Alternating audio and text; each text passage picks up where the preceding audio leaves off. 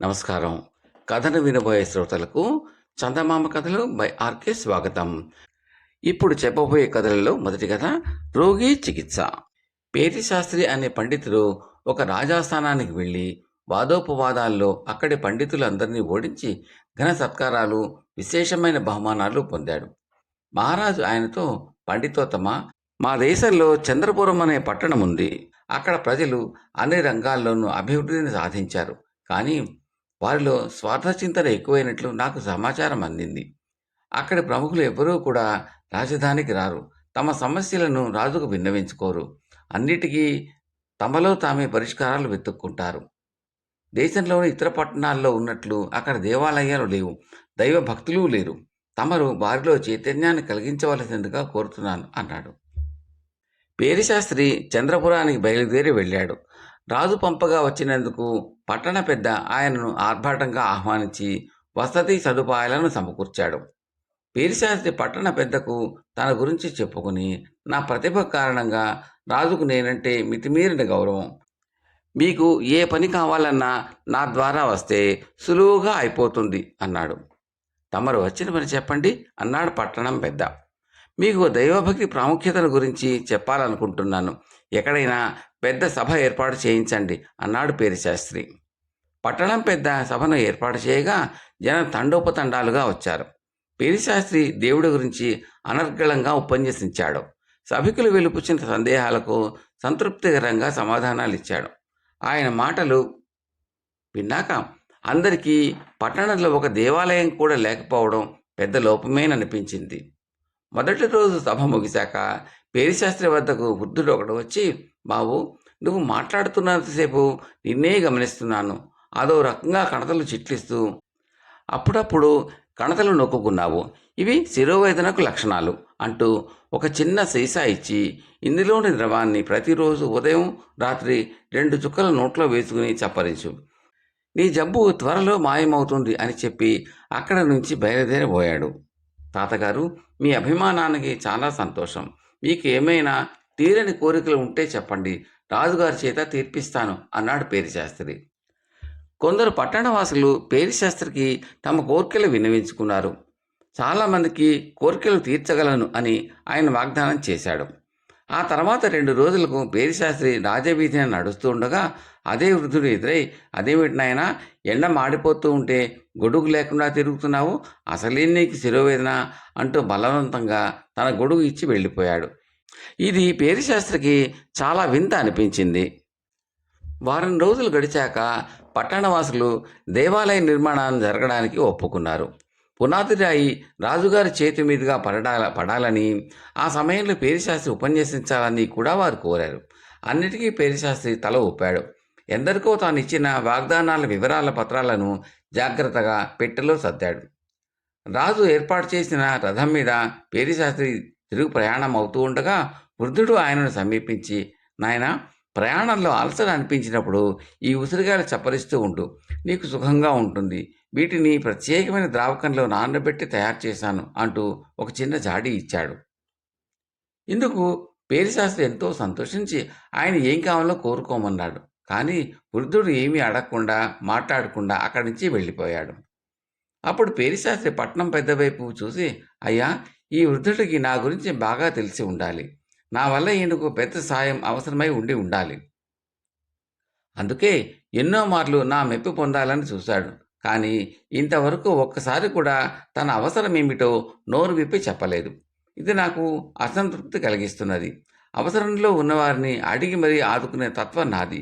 మీలో ఎవరైనా ఆయనను అడిగి మొహమాట పడకుండా తన అవసరం ఏమిటో చెప్పవలసిందిగా కోరి నాకు తెలియపరచండి. విషయం తెలిసేదాకా నా ప్రయాణం వాయిదా వేసుకుంటాను అన్నాడు. పట్టణ పెద్ద చిరునవ్వు నవ్వి, అయ్యా, ఆయన సంగతి మీరు తెలుసుకోకపోవడమే మంచిది. ఇంతకు ఆయన మొదటి రోజున ఇచ్చిన తలనొప్పి మందు వేసుకున్నారా, లేదా వైద్య విద్యలో ధన్వంతరి కూడా ఆయన తర్వాతే అన్నాడు. ఆ మందు వేసుకున్నాను. నా తలనొప్పి చేత్తో తీసినట్టు మాయమైంది. మీరు ఆయన గొప్ప వైద్యుడని అంటున్నారు. ఆయన గురించి తెలుసుకోవద్దని అంటున్నారు. నాతో అవసరం ఉన్న మనిషికి నేను సహాయపడకుండా ఉండలేను అన్నాడు పేరిశాస్త్రి. వెంటనే పట్టణం పెద్ద ఆయనకు మీ నుంచి ఏ అవసరమూ లేదు అన్నాడు. ఆ సంగతి మీకెలా తెలుసు అని అడిగాడు పేరిశాస్త్రి ఆశ్చర్యంగా. ఆయన ఈ చంద్రపురంలో మహాజ్ఞాని. ఏ శాస్త్రంలో అయినా ఆయనకు తెలియని విశేషం లేదు. వాదోపవాదాల్లో ఆయనతో నెగ్గగలవారు లేరు. ఈ పట్టణవాసులందరికీ ఆయన మాట వేదవాక్కు. ఆయన కారణంగానే మాకు ఇక్కడ ఎలాంటి సమస్యలు లేవు. ఆయన చెప్పినందువల్లనే ఇంతకాలంగా మాకు ఈ పట్టణంలో దేవాలయం కూడా లేదు అన్నాడు పట్టణం పెద్ద. ఇది విన్న పేరిశాస్త్రికి కలిగిన ఆశ్చర్యం అంతా ఇంతా కాదు. అలాంటి వాడు ఇక్కడ ఉన్నాడని తెలిస్తే తాను తన వాదోపవాదాలు చేసి తన ప్రతాపాన్ని చూపించి ఉండేవాడే. ఆయనను గురించి పట్టణం పెద్ద ఇన్నాళ్ళు తనకెందుకు చెప్పలేదు అనుకున్నాడు. పేరిశాస్త్రి ఉక్రోషంగా మొదటి రోజున ప్రతివాది భయంకరంగా నేను తర్కాన్ని మేళవించి ఇచ్చిన ఉపన్యాసం విన్నాక మీకు ఆ వృద్ధుడు చెప్పేది తప్పు అని తెలిసినట్లున్నది. లేకపోతే దేవాలయ నిర్మాణానికి ఒప్పుకుని ఉండేవారు కారు కదా అన్నాడు. పట్టణం పెద్ద తల అడ్డంగా ఊపి, మీరు వస్తున్నట్లు ఆయనకు ముందే చెప్పాము. మీరు ఏమి చెప్పినా కూడా అంగీకరించమని ఆయన సలహా ఇచ్చారు అన్నాడు. బహుశా ఆయన నాతో వాదించడానికి భయపడి ఉంటాడు. రాజు ఆస్థాన పండితులను అందరినీ ఓడించిన వాడంటే ఎవరికైనా భయం సహజం అన్నాడు పేరిశాస్త్రి రవంత గర్వంగా. దీనికి పట్టణం పెద్ద కాస్త తటపటాయించి, సరే ఇక మీకు అసలు సంగతి చెప్పక తప్పదు. ఆయన మహాజ్ఞాని కదా, ఆ పైన వైద్యం కూడా తెలుసు. అందువల్ల ఆయన రోగులతో వాదించరు అన్నాడు. అంటే నేను రోగినా అన్నాడు పేరిశాస్త్రి చిరాగ్గా. ఆయన మిమ్మల్ని మొదటి నుంచి రోగిగానే భావించారు. అందుకే మిమ్మల్ని శ్రద్ధగా గమనించి తలనొప్పికి మందిచ్చారు, ఎండలో పెడుతుంటే గొడుగిచ్చారు, తిరుగు ప్రయాణానికి ఉసిరికాయలు ఇచ్చారు అన్నాడు పట్టణం పెద్ద. నా రోగం సంగతి సరే, నా మాటలు వినడానికేమీ అన్నాడు పేరిశాస్త్రి అసహనంగా. అయితే వినండి అంటూ పట్టణం పెద్ద ఒక్క క్షణమాగి, అయ్యా, తన పరిపాలనలో ఉన్న ఏ పట్టణమైనా సుఖశాంతులతో ఉంటే ఏ రాజైనా సంతోషించాలి. దానికి బదులు ఈ రాజు కలవరపడుతున్నాడు అంటే ఆయన ఆరోగ్యం సరిగా లేదని అర్థం. పండితులైన తమరు రాజుకు హితవు చెప్పకుండా ఆయన చెప్పినట్లే చేస్తాను అంటూ ఇక్కడికి రావడం కూడా రోగలక్షణమేనట. అవసరం లేని వాళ్లకు ఏదో చెప్పాలనుకోవడం కూడా రోగమేట అన్నాడు. ఇది వింటూనే పేరిశాస్త్రికి చాలా కోపం వచ్చేసింది. ఆయన ఇంచుమించు అరుస్తున్నట్లుగా, అయితే మీ పట్టణవాసులందరూ నేను చెప్పిందంతా ఎందుకు విన్నట్లు, అన్నిటికీ ఎందుకు అంగీకరించినట్లు, నన్ను ఎన్నెన్నో కోరికలు ఎందుకు కోరినట్లు అని అడిగాడు. అయ్యా, తమరు అన్యథా భావించకండి. అదంతా ఆ మహాజ్ఞాని తమరికిచ్చే చికిత్సలోని భాగం. మీరు నొచ్చుకోకూడదని, చిన్నపుచ్చుకోకూడదని ఆయన అభిప్రాయం. ఆ కారణం వల్లనే ఆయన చెప్పిన ప్రకారం మేమందరము మీరన్న వాటికి అంగీకరించి కొన్ని కోరికలు కూడా కోరాం. నిజానికి ఆ కోరికలపై మాకు ఆసక్తి లేదు. మీరు ఇక్కడ దేవాలయం కడితే అందులో ఆ మహాజ్ఞానిని దేవుడిగా ఉంచాలని ఒక్క కోరిక మాత్రం మీ వల్ల తీరితే ఎంతో సంతోషిస్తాం అన్నాడు పట్టణ పెద్ద. అంతా శ్రద్ధగా ఉన్న పేరిశాస్త్రి ఈసారి శాంతంగా, నువ్వనే ఆ మహాజ్ఞాని నాకు నాస్తికుడు అన్న అనుమానం కలుగుతున్నది. ఇంత పట్టణంలో దేవాలయం లేదు, హరికథలు పురాణ కాలక్షేపాలు లాంటివి లేవు. అయినా మీరు ఆ ముసలాయిని మహాజ్ఞాని అంటూ పొగుడుతున్నారు అన్నాడు. ఇందుకు పట్టణం పెద్ద, తమరు పండితులు గనక నేను అంతగా వివరించనవసరం లేదు. ఆయన దైవభక్తి దైవభీతి లాంటి వాటి గురించి మాకు ప్రబోధించకపోయినా ఏది ఉత్తమ మానవ ధర్మమో ఆచరణ ద్వారా తెలియజేస్తూ ఉంటారు. సాటి మనిషిని గౌరవించడం, కష్టాల్లో ఉన్నవారిని ఆదుకోవడం ఆయన మా పట్టణవాసులకు నేర్పారు. ఒక్క మాటలో మానవ సేవే మాధవ సేవ అన్నది ఆ మహాజ్ఞాని మాకు నేర్పే ధర్మ సూక్ష్మం. అలాంటి వారిని మీరు నాస్తికుడు అనుకున్నా మేం కోపగించుకోం అన్నాడు. పేరిశాస్త్రి నిశ్చేష్టుడయ్యాడు. కాసేపటికి తేరుకుని, ఇంతకాలం నా అంతటి వాడు లేడు అని విర్రవీగాను. అది ఒక విధమైన రోగలక్షణమని నాకు ఇప్పుడు తెలిసింది. దానికి ఇంకా చికిత్స పూర్తి అయినట్టు లేదు. నేను ఈ పట్టణంలో స్థిరపడి ఆ మహాజ్ఞాని సమక్షంలో ప్రయోజనం పొందుతాను అన్నాడు. ఈ విధంగా పేరిశాస్త్రి చంద్రపురంలో స్థిరపడిపోయి తాను అక్కడ తెలుసుకున్న విశేషాలను ఒక సందేశంగా పంపాక రాజు తన పొరపాటు గ్రహించాడు.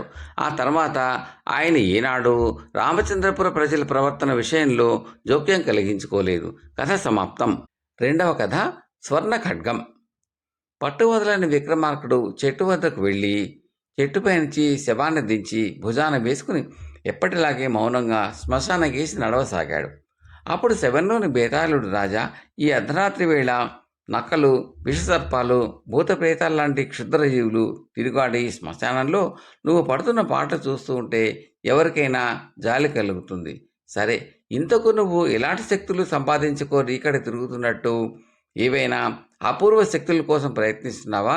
అలా అయితే ఎంతో అపూర్వమైన శక్తి సంపద గల స్వర్ణ ఖడ్గం చేతిలో ఉండి కూడా తను ప్రేమించిన రాకుమారిని పరిణయమాడలేకపోయిన రాజసింహుడు అనే రాజు కథ చెప్తాను, శ్రమ తెలియకుండా విను అంటూ ఇలా చెప్పసాగాడు.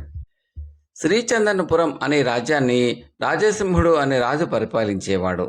శ్రీచందనపురానికి మణిమేఖల, సౌగంధికపురం ఇరుగు పొరుగు రాజ్యాలు.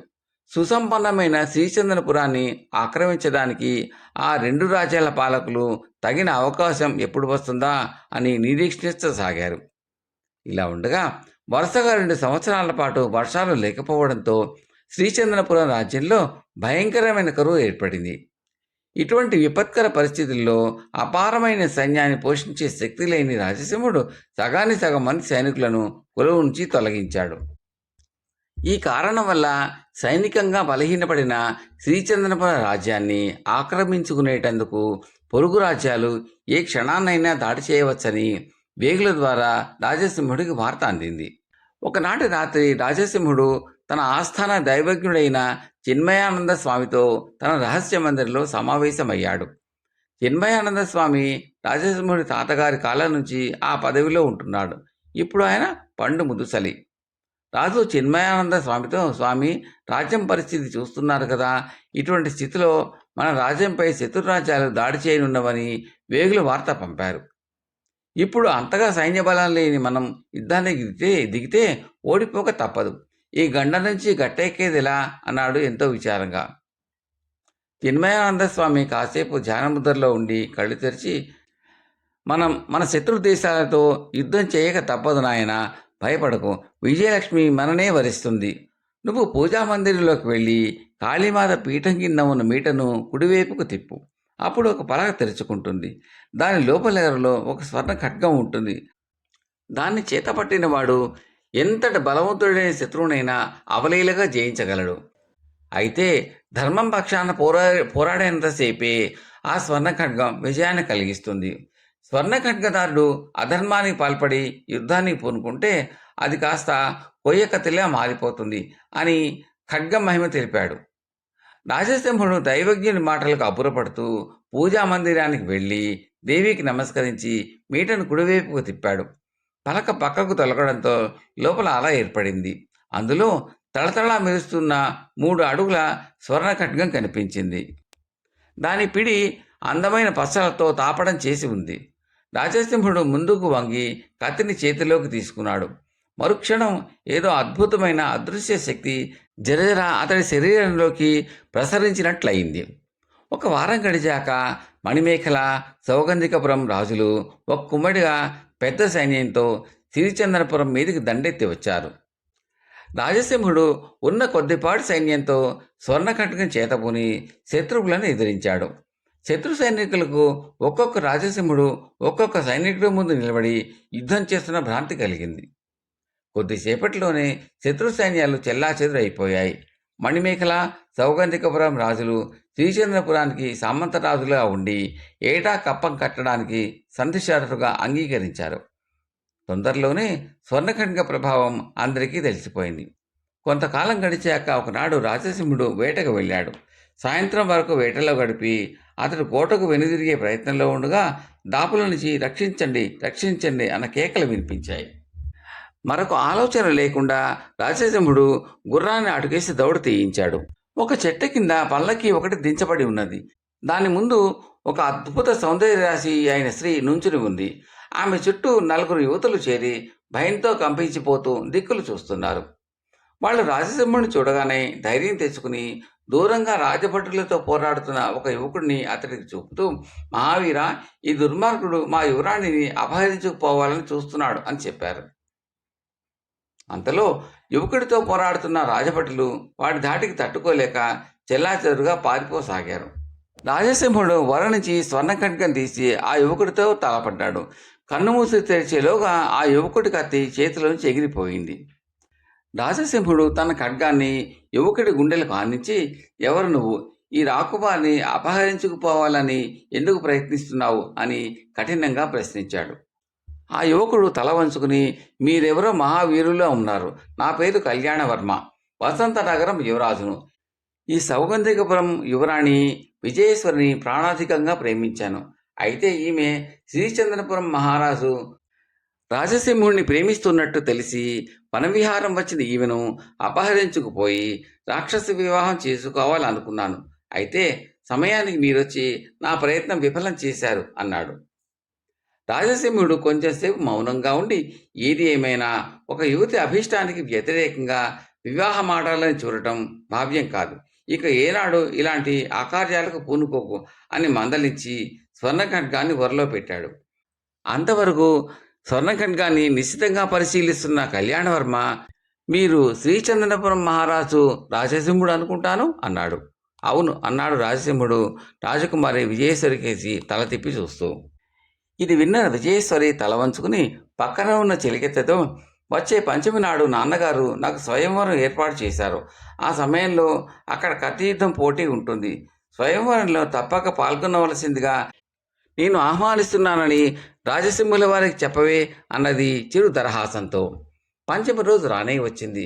ఉదయాన్నే చక్కగా అలంకరించుకుని స్వయంవరానికి బయలుదేరుతున్న రాజసింహుని చూసి పట్టపురాణి ప్రియంవద కళ్ళ నీళ్లు పెట్టుకుని, ప్రభు, అగ్నిసాక్షిగా వివాహమాడిన భార్యనైన నేను జీవించి ఉండగా మీరు మరొక యువతిని వివాహమాడి చూడటం భావ్యమా అన్నది. దానికి రాజసింహుడు ఏమాత్రం చెలించక, రాకుమారి విజయేశ్వరి జగన్మోహన సౌందర్యవతి, పైగా క్షత్రియులకు ద్వితీయ వివాహం ధర్మసమ్మతమే కదా అన్నాడు. ఆ తర్వాత అతను సౌగంధికపురం చేరి స్వయంవర మండపంలో అడుగు పెడుతూనే అక్కడ ఉన్న రాజకుమారులను ఒకసారి కలయి చూసి, వరలో నుంచి స్వర్ణఖడ్గాన్ని బయటికి తీస్తూ, నాతో కత్తి యుద్ధానికి తలపడే వీరులెవరో ముందుకు రండి అన్నాడు గంభీర స్వరంతో. ఇది విన్న రాకుమారులలో గుసగుసలు ప్రారంభమయ్యాయి. ఆ వచ్చిన వ్యక్తి ఎవరో, అతడు వరలోంచి బయటికి లాగిన స్వర్ణఖడ్గం ఎంత మహత్తు కలదో వాళ్ళందరూ ఎరిగినదే. ఆ కారణం వల్ల ఎవరూ సాహసించి ముందుకు రాలేకపోయారు. ఇందులో ఒక మూల ఆసీనుడై ఉన్న కళ్యాణవర్మ లేచి, పోటీకి నేను సిద్ధం అంటూ వరలోంచి కత్తి దూసి ముందుకు వచ్చాడు. కళ్యాణవర్మను గుర్తుపట్టిన రాజసింహుడు ఈసటింపుగా, ఓహో నువ్వా, ఆనాడు అడవిలో జరిగిన శృంగభంగం ఇంతలోనే మరిచావన్నమాట అన్నాడు. ఇద్దరూ కత్తి యుద్ధం ప్రారంభించారు. రాజసింహుడి కత్తిలోని స్వర్ణఖడ్గం కళ్యాణవర్మ కత్తిని కణితిల్లగానే స్వర్ణఖడ్గం కాస్త కొయ్య కత్తిగా మారిపోయింది. ఇది చూసి రాజసింహుడు తెల్లబోయాడు. రాకుమారి విజయేశ్వరి రాకుమారుల కరతాళ ధ్వనుల మధ్య కళ్యాణవర్మ మెడలో పూలమాల వేసింది. చిత్రంగా వెంటనే కొయ్యకత్తి స్వర్ణఖడ్గంగా మారింది. బేతాళుడు ఈ కథ చెప్పి, రాజా, స్వర్ణఖడ్గం సాయంతో లోగడ రాజసింహుడు బలవంతులైన ఇద్దరు పొరుగురాజులను సులభంగా జయించాడు. అడవిలో కళ్యాణవర్మను క్షణాల మీద ఓడించాడు. అధర్మ యుద్ధంలో మాత్రమే కదా స్వర్ణఖడ్గం కొయ్యకత్తిగా మారుతుందని ఆస్థాన దైవజ్ఞుడు చెప్పాడు. అలాంటప్పుడు తనను ప్రేమించిన రాకుమారి విజయేశ్వరిని భార్యగా చేసుకునేటందుకు అతడు కళ్యాణవర్మతో కత్తి యుద్ధం చేసినప్పుడు అది అధర్మ యుద్ధం ఎలా అవుతుంది? రాజసింహుడిని ఎంతగానో ప్రేమించిన విజయేశ్వరి అదంతా మరచిన దానిలాగా కళ్యాణవర్మ మెడలో పూలమాల వేసి అతన్ని భర్తగా స్వీకరించడం ఆశ్చర్యం కాదా? అంతేకాక ఆ మరుక్షణమే కొయ్యకత్తి స్వర్ణఖడ్గంగా మారడంలో అంతరార్థమేమిటి? ఈ సందేహాలకు సమాధానం తెలిసి కూడా చెప్పకపోయావో నీ తల పగిలిపోతుంది అన్నాడు. దానికి విక్రమార్కుడు, ధర్మయుద్ధంలో మాత్రమే స్వర్ణఖడ్గం జయాన్ని కలిగిస్తుందని దైవజ్ఞుడు చెప్పిన దానిలో ఏమాత్రమూ సందేహం లేదు. ఒక రాజ్యం కరువు కాటకాల్లో కుమిలిపోతూ ఉన్నప్పుడు దాన్ని ఆక్రమించబోవడం క్షాత్రధర్మం కాదు, అమానుషం. ఈ కారణం వల్లనే ఆ యుద్ధంలో స్వర్ణఖడ్గం రాజసింహుడికి విజయం చేకూర్చింది. ఇక కళ్యాణవర్మ విషయంలో అతడు తను ప్రేమించని రాకుమారిని బలవంతంగా ఎత్తుకుపోవాలని చూశాడు. ఆ సమయంలో ధర్మం కళ్యాణవర్మ పక్షాన లేదు. అందుచేతనే స్వర్ణఖడ్గం చేతగల రాజసింహుడి వల్ల అతడు చిత్తుగా ఓడిపోయాడు. ఈ జరిగినంత వరకు ధర్మం రాజసింహుడి పక్షానే ఉన్నది. పట్టమహిషి ఉండగా మరొక వివాహం చేసుకోవడం రాజులకు నిషిద్ధం కాకపోయినా ధర్మసమ్మతం మాత్రం కాదు. అది మొదటి భార్యకు ద్రోహం చేసినట్లే అవుతుంది. అందువల్లనే రాజసింహుడు కళ్యాణవరంతో కత్తి యుద్ధం చేసే సమయంలో స్వర్ణఖడ్గం కాస్త కోయకత్తిగా మారి అతన్ని భంగపాటుకు గురిచేసి కనువిప్పు కలిగించింది. పోతే స్వయంవర నిబంధనల ప్రకారం కత్తి యుద్ధంలో నెగ్గిన వాడిని విజయేశ్వరి తన భర్తగా ఎన్నుకుని తీరాలి. అందులో ఆమె ఇష్టాయిష్టాల ప్రసక్తి ఆవంతైనా లేదు. స్వయంవర ఫలితాన్ని ఎదిరించగల స్వతంత్రురాలు కాదు ఆమె. ఎప్పుడైతే కళ్యాణవర్మ మెడలో పూలమాల వేసి భర్తగా వధించిందో ఆ క్షణంలో రాజసింహుడు ఆమెను భార్యగా పొందే అవకాశాన్ని శాశ్వతంగా కోల్పోయాడు. కనుక కోయకత్తి తిరిగి స్వర్ణఖడ్గంగా మారింది అన్నాడు. రాజుకు ఈ విధంగా మౌనభంగం కలగగానే బేతాళుడు శవంతో సహా మాయమై తిరిగి చెట్టెక్కాడు. కథ సమాప్తం. మూడవ కథ మైనాకుడి అహంకారం. కథలకు వెళ్ళబోయే ముందు శ్రోతలకు మనవి, మీకు ఈ కంటెంట్ నచ్చితే లైక్ చేయండి, బంధుమిత్రులు షేర్ చేయండి, సబ్స్క్రైబ్ చేసి గంట సింబల్ కాల్ కూడా మర్చిపోకండి. మీ సూచనలు సలహాలు కామెంట్లో తప్పక తెలపండి. Thank you very much. మైనాకుడి అహంకారం. పూర్వకాలం నిరంజనవరం అనే ఊరిలో మైనాకుడు అనే ఒక పండితుడు ఉండేవాడు. ఆయనకి తాను చాలా గొప్ప పండితుడిని అన్న అహంకారం ఉండేది. ఆ అభిప్రాయంతో అతడు ప్రాచీన కవుల గ్రంథాలు అన్నీ క్షుణ్ణంగా చదివి అందులో తాను లోపాలు అనుకున్నవి ఏర్చి కూర్చి తూర్పారబట్టడమే పనిగా పెట్టుకున్నాడు. మైనాకుడు పేరొందిన పండిత సభలలో సైతం ప్రశంసలు సత్కారాలు పొందుతూ సౌశీల్య దేశపు రాజధాని మలయావతి నగరం చేరాడు. అక్కడి రాజు సర్వోత్తముడు. ఆయన కవి పండిత పోషకుడుగా మంచి పేరు తెచ్చుకున్నాడు. ఆయన ఆస్థానంలోని కవి పండితులు దిగ్గజాల వంటి వారు అని ప్రతీతి. మైనాకుడి రాకలోని అంతర్యం తెలుసుకున్న సర్వోత్తముడు ఒకనాడు నిండు సభలో తన ఆస్థాన పండితులతో సైతం వాదించడానికి అతనికి అవకాశం కల్పించాడు. మైనాకుడు ప్రసంగం వింటూ పండితులందరూ తాము చదివిన ప్రాచీన కావ్యాలను అతడు తమకు తెలియని కొత్త కోణ నుంచి చూసి చెబుతున్నాడా అని ఆశ్చర్యపోసాగారు.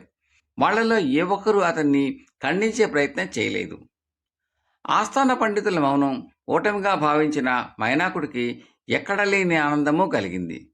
సరస్వతీ నిలయమైన సర్వోత్తముడి పండిత సభను జయించడం సామాన్య విషయం ఏమీ కాదు.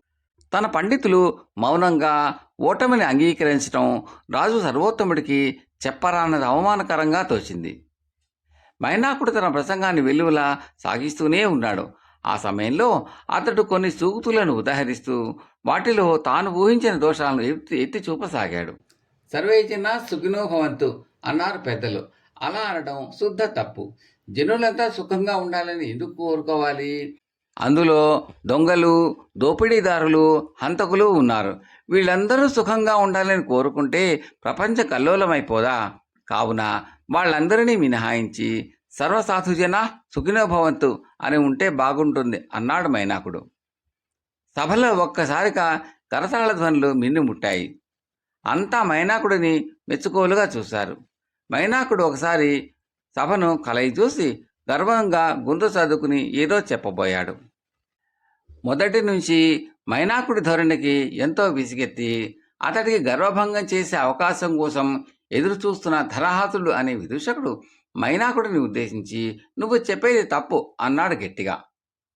సభ ఒక్క క్షణం నిశ్శబ్దమైంది. అంతా ధరహాసుడి వంక చూశారు. మైనాకుడు ధరహాసుడి కేసి నిర్లక్ష్యంగా చూస్తూ, "ఏమిటా తప్పు?" అన్నాడు కఠినంగా. "నువ్వు అహంకారం కొద్దీ ఒళ్ళు మరచి అనాలోచితంగా మాట్లాడుతున్నావు. సర్వేజన సుఖినో భవంతు అన్న సూక్తి శతాబ్దాల శాస్త్ర జ్ఞానాన్ని, సంవత్సరాల అనుభవాన్ని మేళవించి త్రికాలజ్ఞులైన మేధావులు చెప్పినది. నాకు అవకాశం ఇస్తే నువ్వు చెప్పినది తప్పు అని నిరూపిస్తాను" అన్నాడు ధరహాసుడు. మైనాకుడు అతి కష్టం మీద తనను తాను నిగ్రహించుకుని చెప్పమన్నట్టుగా ధరహాసుడి కేసి చూశాడు. అప్పుడు ధరహాసుడు గంభీరంగా, "అయితే శ్రద్ధగా విను" అని ప్రారంభించి, అసలు నిజమైన సుఖం అంటే ఏమిటి? చేతి నిండా ధనం ఉండి చలవరాతి మేడలుంటే మనిషి సుఖంగా ఉండగలుగుతాడా? కాదు. సుఖం అంటే మానసిక ప్రశాంతత. రాక్షస ప్రవృత్తి కలిగిన దొంగలు, హంతకులు సుఖంగా ఉన్నట్టా? ఉండలేరు.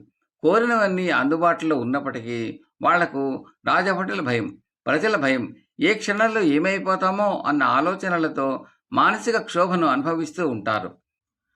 అలాంటి వాళ్ళు కూడా సుఖంగా ఉండాలని కోరుకోవడం అంటే వాళ్ళ దుష్ట ప్రవృత్తిని వదిలి సన్మార్గవర్తులై సుఖప్రదమైన జీవితం గడపమని సూచించడం. అంటే సర్వే జన సుఖినో భవంతు అన్న సూక్తికి అంతరార్థం ప్రతి మనిషి నిజమైన సుఖాన్ని కలిగించే తృప్తిని అలవర్చుకోమని చెప్పడం అంటూ ముగించాడు. ఆ వెంటనే అంతవరకు కొనసాగిన దీర్ఘ నిశ్శబ్దాన్ని భంగపరుస్తూ సభ కరతాళ ధ్వనులతో మారుమోగిపోయింది. మైనాకుడి ముఖం పాలిపోయింది. ఇది గమనించిన ధరహాసుడు శాంతంగా, మీరు గొప్ప మేధావులు, అందులో సందేహం లేదు. మీరు ఇంతవరకు శాస్త్రాల్లో, మహాకవుల రచనల్లో వెలికిరాని ధర్మ సూక్ష్మాలను గుర్తించి నలుగురికి అర్థమయ్యేలా చెప్పేందుకు ప్రయత్నించండి. గ్రంథాలలోని మంచి చెడుల విషయానికొస్తే చెడును పక్కకి నెట్టి మంచిని ఆసరాగా చేసుకోవాలి అన్నాడు.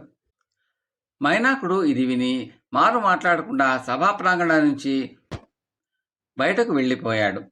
అతని మాటల మాయాజాలం నుంచి బయటపడిన కవి పండితులు రాజు సర్వోత్తముడు ధరహాసుని మనసారా అభినందించారు. కథ సమాప్తం.